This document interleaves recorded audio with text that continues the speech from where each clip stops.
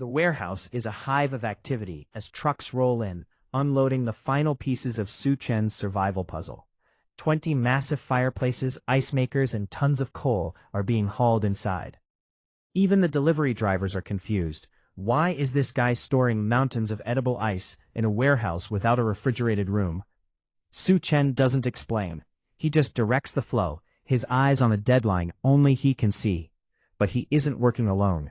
Following the trail of wealth, the gold-digging trio, Jiang Xiaoqian, Li Na, and her scumbag boyfriend, arrive at the scene.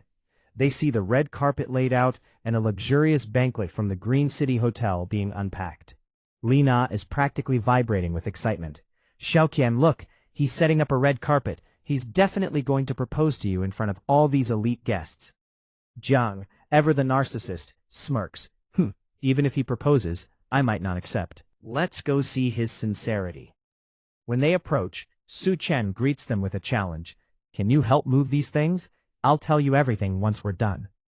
Jiang is offended at first. Rich ladies don't do manual labor.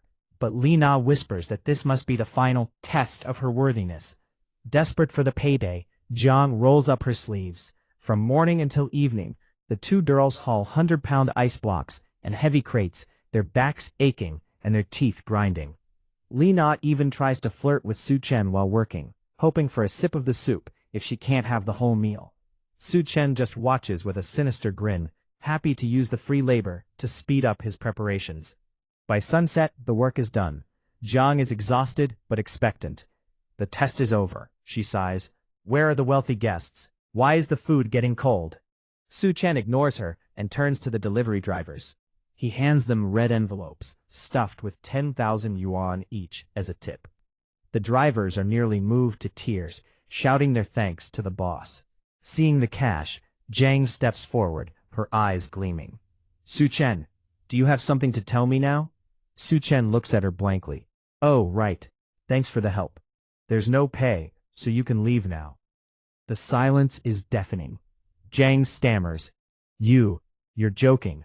Where's the marriage? Where are the guests? Su Chen leans back. Live a good life? I wish. I sold my house and I'm buried in debt. Would you still be with me? Li Na screams. Impossible. You spent 10 million on this banquet. Su Chen just shrugs. Oh, that? A big boss wanted to do a charity project for poverty alleviation in Alishan. I was just the middleman.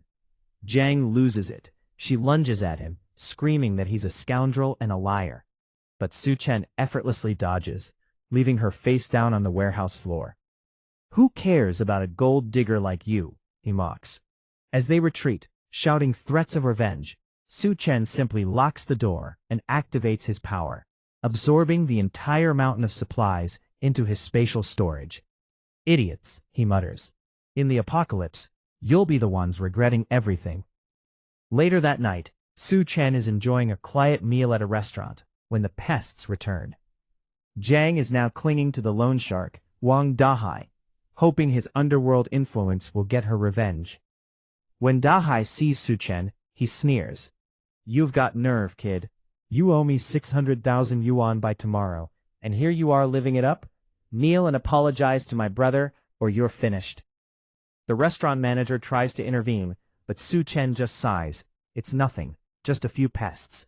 Dahai is about to turn violent when a commanding voice freezes the room.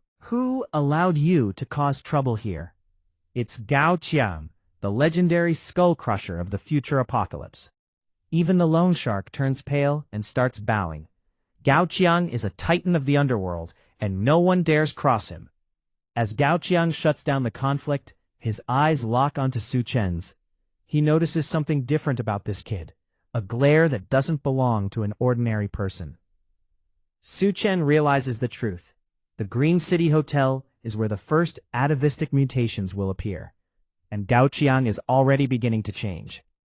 The endgame hasn't just started, it's standing right in front of him. In another part of the restaurant, the atmosphere is suffocating for a different reason. Gao Qiang, the feared underworld boss, is acting like a lowly servant to a disgusting, bald, fat man named Sun De Biao. Qiang presents the beautiful chef Duan Ya like a prize. Sun pours a glass of wine with a greasy smile, but Duan Ya isn't fooled. She knows Sun's reputation for harming women and realizes the drink is spiked. She's trapped between a predatory big shot and a boss who sold her out to climb the social ladder. Meanwhile, high above the chaos in his luxury suite, Su Chen squirts a glass of wine, watching the city through his window. He remembers the last life, hiding in a damp basement with Zhang Shaoqian. This time, the view is much better, and the revenge is going to be sweet. Down by the hotel pool, the pervert brothers, the loan shark and his scumbag sibling, are bobbing in the water with rubber tubes, waiting for the girls to appear in swimsuits. Jiang Shaoqian and Li Na finally arrive, complaining about the heat. "The moon is so bright tonight," Li Na remarks. "It's almost like the sun." The scumbag grabs Jiang's hand, trying to be romantic. "My love for you shines as brightly as that moon." He has no idea how right he is. Su Chen, watching from his window, sees the idiots below and tosses his glass toward the sky. "Welcome back to the apocalypse," he whispers. Right on cue, the moon erupts with a hellish red aura. The romantic moment turns into a horror movie. The moonlight isn't just bright, it's searing. "Ouch, my skin, it burns," the scumbag screams. The romantic moonlight is literally cooking them alive. They don't even have time to reach the pool. They scramble back toward the hotel like panicked rats. Inside the lobby, the scene is pure madness. The pervert brothers and their gang burst in, their skin turning a blistering red. "Water! Give us water!" they shriek. Spotting a large aquarium, they dive in headfirst, fighting each other like feral animals for a spot among the fish. The scumbag thinks he's coming back to life in the cool water, but then he looks back for his brother. The loan shark stumbles in behind them, covered in horrific heat bubbles, looking more like a boiled lobster than a boss. Upstairs, even the powerful Sun Debiao and Gao Qiang are stunned. The temperature outside has rocketed to 70 degrees Celsius in minutes. Sun tries to use his influence, calling a government minister to demand a rescue, but the response on the other end is grim. No one is coming. Desperate to get to a hospital, the loan shark calls his driver, Xiao Dao, to bring the car around. But the moment the car hits the pavement outside the underground garage, the tires explode from the heat of the asphalt. Xiao Dao tries to run back inside, but he learns a final painful lesson. The road is now molten trap. His shoes melt instantly, pinning him to the ground. As he looks around, he sees the dried, dehydrated husks of people who didn't make it to cover.